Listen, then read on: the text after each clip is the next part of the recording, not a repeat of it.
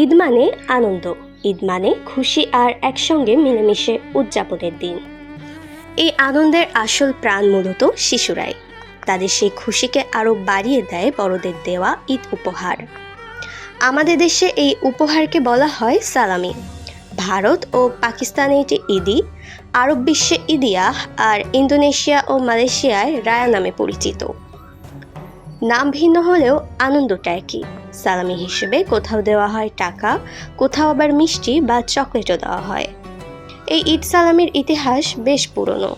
অনেক ইতিহাসবিদের মতে ১০ম শতাব্দীতে মিশরে এই রীতির সূচনা ঘটে। মিশরের লাইফস্টাইল ও সংস্কৃতি বিষয়ক অনলাইন মাধ্যম স্কুপ এম্পায়ার জানায়, ঈদ সালামি বা ঈদিয়াহ শুরু ফাতেমীয় খেলাফত যুগে। তখন ঈদের দিনে মানুষকে টাকা, পোশাক ও ফল দেওয়া হতো। কোরআন তিলাওয়াতকারীরাও পেতেন রৌপ্য মুদ্রা। পরে মামলুক আমলে এই প্রথা আরও বিস্তৃত হয় বলে জানায় মিশরের ইংরেজি সংবাদ মাধ্যম ইজিপ্ট ইন্ডিপেন্ডেন্ট।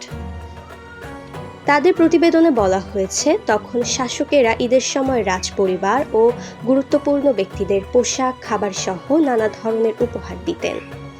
সময়ের সঙ্গে সঙ্গে উপহার দেওয়ার এই রীতি মুসলমান সংখ্যাগরিষ্ঠ বিভিন্ন দেশে ছড়িয়ে পড়ে, যা আজকের পরিচিত ঈদ সালামি হিসেবে টিকে আছে।